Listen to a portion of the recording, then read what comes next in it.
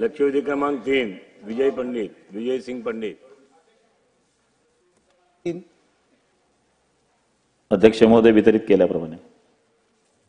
अध्यक्ष महोदय, मी गेवराई विधानसभा मतदारसंघातील जे काही पाणी पुरवठा योजना आहेत, ज्या ग्रामीण पाणी पुरवठ्याच्या माध्यमातून केल्या गेल्या नाही तर त्या चालू आहेत, अर्धवट आहेत। 192 गावामध्ये या पाणी पुरवठा योजना अध्यक्ष महोदय मंजूर आहेत। याच्यामध्ये मी आपल्या सभागृहाचं लक्ष वेधू इच्छितो की लातूर येथील प्रगती कन्स्ट्रक्शन यांना 71 गावचे बीड जिल्ह्यामध्ये गट निविदेचे टेंडर मिळाले क्लस्टरमध्ये।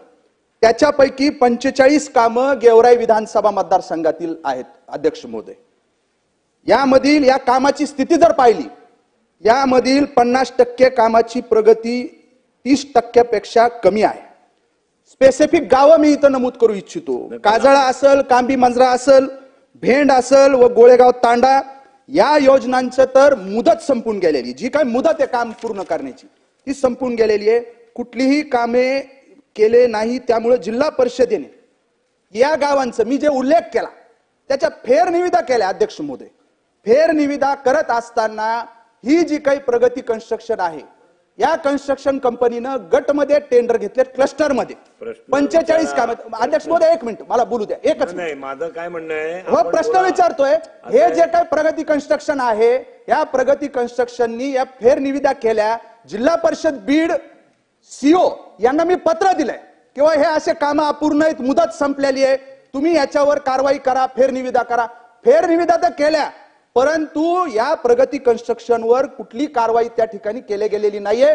माझा स्पेसिफिक प्रश्न इथं या ठिकाणी मंत्री महोदयांना आहे। मंत्री महोदय अतिशय खंबीरपणे पाणी पुरवठ्याचा अनुभव मागच्या काळापासून आहे।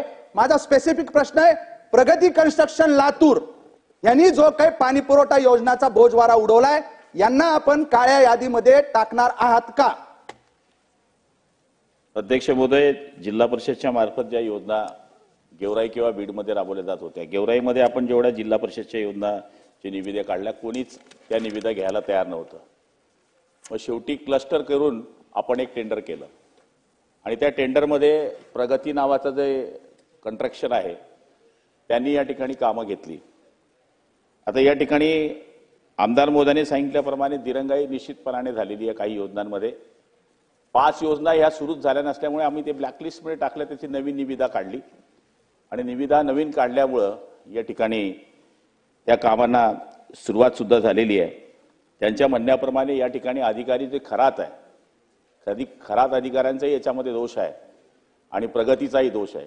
तर त्या प्रगती या एजन्सीला मी या ठिकाणी काळ्या यादीत टाकतो अध्यक्ष महोदय, आणि निश्चितपणे त्याच्यावर कारवाई केली जाईल।